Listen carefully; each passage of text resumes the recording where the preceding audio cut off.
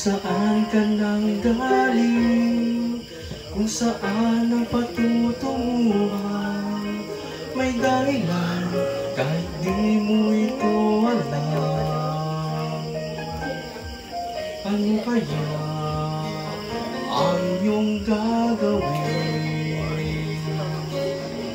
Pagpapatuloy mo pa ba ang gawain? Kung magbabago ka ay simulan mo na ngayon. Tutulungan ka ng Panginoon.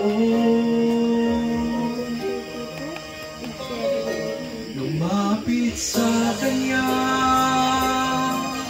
ibigay mo sarili, puso't kaluluwa.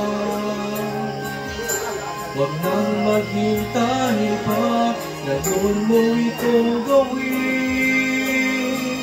Sapagkat di mo batid kung ano ang dala ng bukas para sa'yo. Kaya't inugon mo na ngayon sa Kanya ang buhay. Imuher nga kanto sa nose.